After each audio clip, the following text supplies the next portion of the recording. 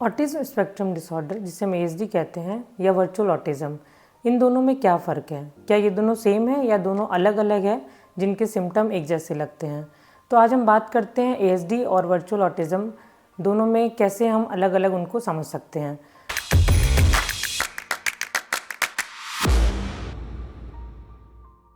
Autism spectrum disorder एक neurological developmental disorder है जो कि ब्रेन डेवलपमेंट में कहीं ना कहीं कमी होने की वजह से बच्चों में दिखाई देता है या होता है, जबकि वर्चुअल ऑटिज्म स्क्रीन एडिक्शन की वजह से या ओवर स्क्रीन की वजह से होने वाली प्रॉब्लम है, जिसमें कि ऑटिज्म जैसे ही लक्षण बच्चे में दिखाई देते हैं।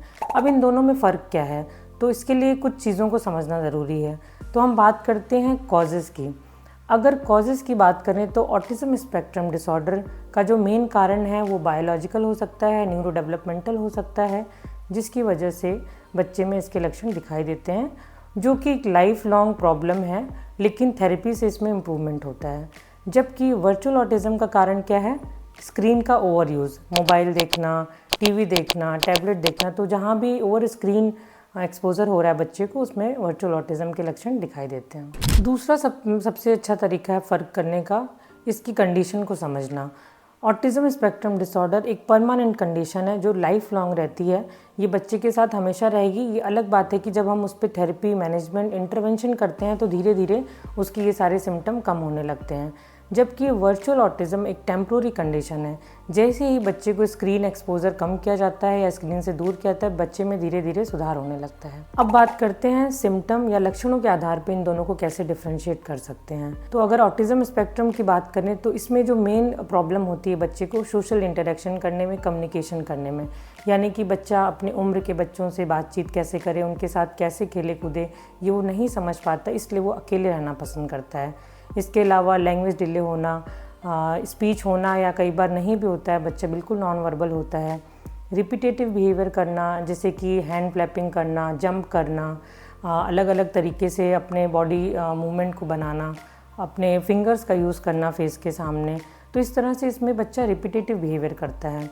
इसके अलावा बच्चे में सेंसरी इश्यूज़ होते हैं, तेज़ आवाज़ से डरना, परेशान होना, किसी चीज़ को टच ना करना, या अगर हम उसे टच करते हैं तो इसको इग्नोर करना, या कई बार बच्चे बहुत ज़्यादा ओवर यूज़ करते हैं टच सेंसेस का। अगर वर्चुअल ऑटिज्म के सिम्टम की बात करें तो इसमें मेन सिम्टम है बच्चे में स्पीच डिले होना। ये अक्सर बच्चों में दिखाई देता है स्क्रीन के ओवर यूज़ की वजह से।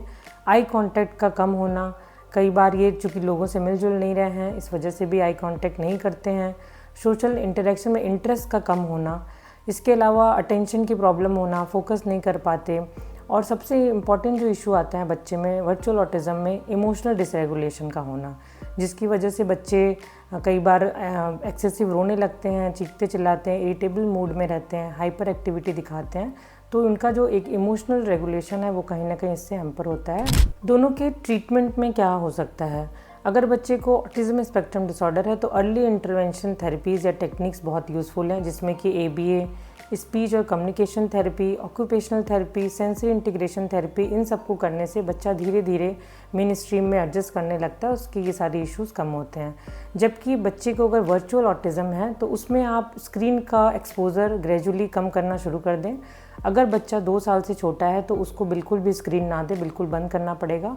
और इसके अलावा रियल लाइफ जो सोशल इंटरेक्शन है उसमें बच्चों का इन्वॉल्वमेंट बढ़ाना पड़ेगा।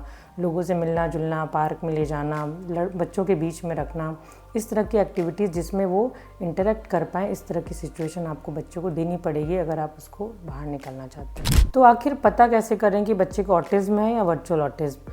तो इसमें आपको 2-3 चीज़ें करनी पड़ेंगी। सबसे पहला काम, बच्चे का स्क्रीन टाइम बंद करके देखें।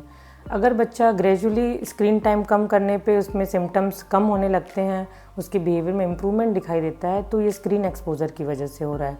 अगर बच्चे में ऑटिज्म होगा तो उसको स्क्रीन कम करने का कोई फ़र्क नहीं पड़ेगा, हो सकता है धीरे धीरे उसके सिम्टम आगे चल के बढ़े ही।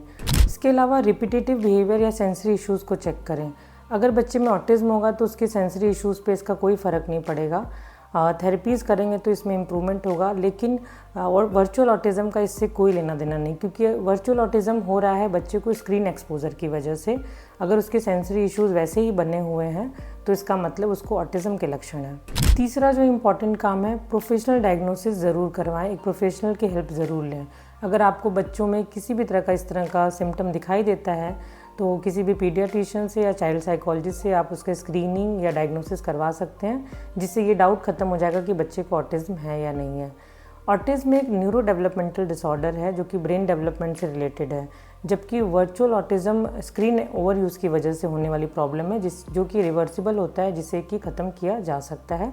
इसके अलावा और कोई भी चीज़ आप इस बारे में जानना चाहें तो कमेंट करके पूछ सकते हैं।